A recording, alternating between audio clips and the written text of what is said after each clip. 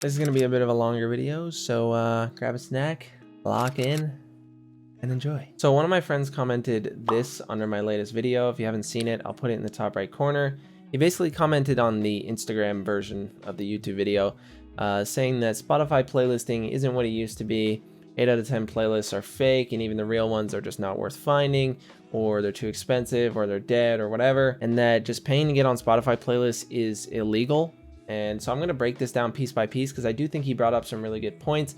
I kind of wanted to answer the question, is Spotify playlisting worth it in 2022? First of all, if you're not on Spotify, you got to know about DistroKid. They started only $20 a year. You get unlimited uploads. They got a bunch of features like being able to submit to record labels, get a Twitch affiliate, get an official artist channel on YouTube like I have. There's a bunch of really cool things that they offer. I've been on their $36 a year plan for like 5 years now or something. They're really the only reason I've been able to post a song every single week for the last like 3 months. So I really appreciate them. If you guys want to sign up and you want to save money on their already super low prices, use my VIP link at the top of the description. It'll support me, it'll support you, and I would really appreciate it. Anyways, let's get to the video. So he sort of starts out by giving his perspective on how he thinks like Spotify playlisting has gotten bad over the years, but I'm not really interested in that. I kind of want to break down whether the playlists that are real that you can find today worth trying to find. So he threw out a random number saying that like 8 out of 10 curators are just completely fake. And I would actually disagree. If we're talking about like all curators of popular playlists that aren't Spotify themselves,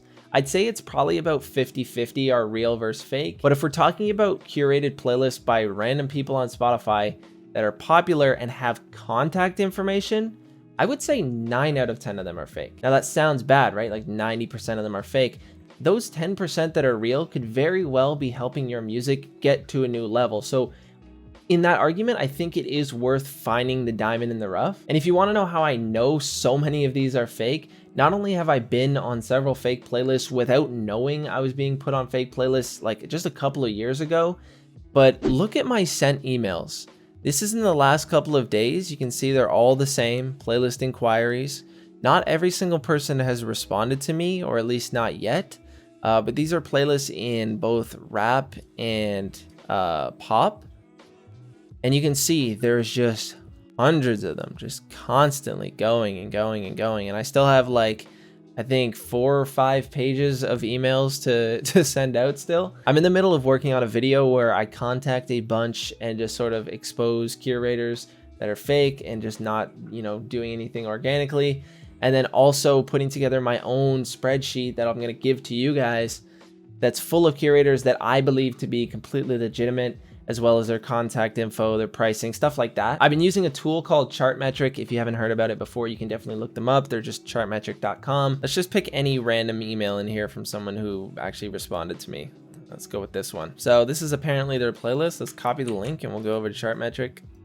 And just looking at their follower growth, like, does this look even remotely real to you? We can click all and you can see how robotic this is, right? It started tracking the data when they had 1,000 followers in May of last year. There's like little to no growth all the way along here. All of a sudden they get, what is that? 1,180 followers in one day. Then a consistent whatever growth all the way across here. Then they lost 924 in a day. And this is pretty much a dead giveaway of fake playlists when there's a mass unfollow. Steady growth again, and then a big spike of 470 people, then a big drop over here of 420 people, then another spike. It went up 1,023 people, right? Like, these lines are not organic. Now let's take my playlist for example. I haven't put any promotion into this for a long time. It's been a little over a year since I promoted this at all, but the algorithm, or word of mouth or whatever, has been working its magic, and this has been growing a steady like 3 to 5 people on this playlist every single day. We can go ahead and put this in here.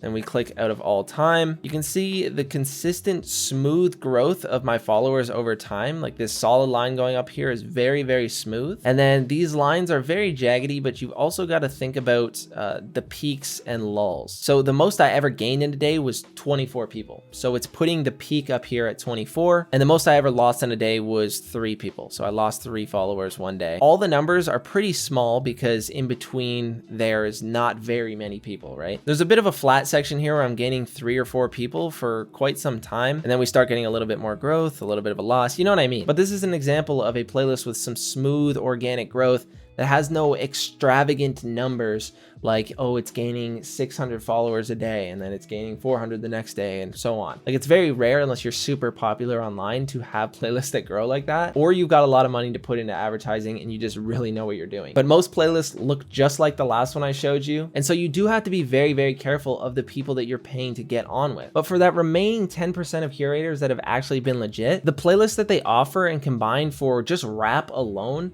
have come out to around like a total of 500,000 followers just amongst all of the curators' playlists and follower counts. And I think the total to submit to all of them in USD was like $350, maybe $400. So like, if you're actually planning a proper budget, like, finding these playlists can definitely be worth your time. Now, I understand the average artist is still working a 9 to 5 and, you know, sleeping a full 6 to 8 hours a day. You only have so much extra time in the day. So where should you be putting your time? He was arguing that artists shouldn't be wasting any time looking for playlists, but I kind of disagree with that. I think you should really keep your eyes and ears peeled for who has playlists. For example, you could take someone like Niztopia. I made a whole video on him. He's a big streamer who does listening to your music streams, and he has a playlist that's got real listeners, me being one of them, who come back and listen to the update every single week. He's constantly curating it with new artists and new music, but there is no contact info to find on that playlist. There is no way you can submit your songs to be on that playlist. But it is legitimate, and if you want a chance of getting on it, you can actually submit to his live streams, which I think it's only $10 for a submission. So every single week he does those, and that gives you a chance of getting on playlists. So that I would count as looking for playlists, right? If you find some playlists that seem like they're getting some listeners, or say your song gets put randomly onto someone's playlist, maybe you look at that playlist, look who curates it, figure out their social media profiles. Do they have a presence? Is that playlist legit? How can you get on that playlist again? That kind of stuff really goes a long way. Like, I know a fair number of people who submit to me regularly have just been added to my playlist at random because they were maybe on my Discover Weekly or Release Radar, or they submitted one song to my stream. Whatever the case may be, you definitely can get a lot of extra growth from playlists. And so I really do think that Spotify playlisting still in 2022 is worth it to a certain degree. It is not a smart decision to just contact every curator that owns a playlist with X follower count and just pay them for a place on the playlist. Like, so not worth it. You're probably going to get a bunch of fake streams.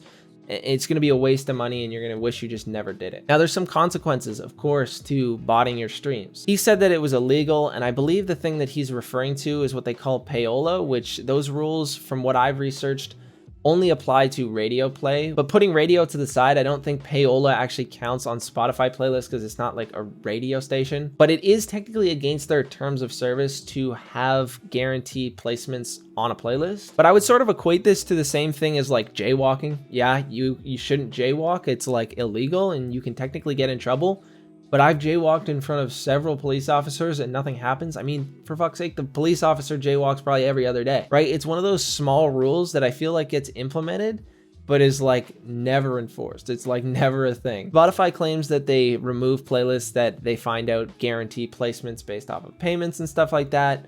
I'm not really sure what process they go to guarantee this or anything, but there's a bit of a loophole, which people like myself do, and that's taking non-guaranteed submissions. So as I talked about before, I run a couple of playlists, and I do take $5 submissions, but they don't guarantee you a placement on the playlist. If you go to my Instagram, you can see there's like a little like highlight that talks about my playlist stuff if you're interested in submitting to my playlist. But essentially how it works is you pay me $5 to submit, and I will guaranteed listen to your song. You can pay me to listen to your song. I will consider it to be put on my Spotify playlists, whether that's 1, 2, or 0 of them, but you are not guaranteed a placement. There's been several people who have been declined and several who have been approved, but you can't actually pay your way onto the playlist. If the music is good, I'll put it on there. If you don't plan on growing your own playlists or just waiting until I put out my video with a list of legit curators, I would put much more of your focus into creating subsidiary content, things like what I do on my channel, like tutorials and stuff like that. Or maybe you're like an entertainer and you do like a podcast or something. Finding a clever way to implement your music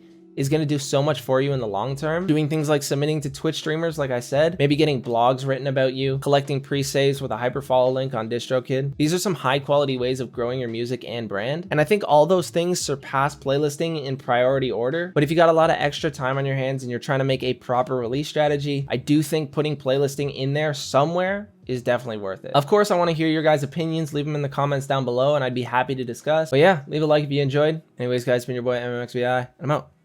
Peace.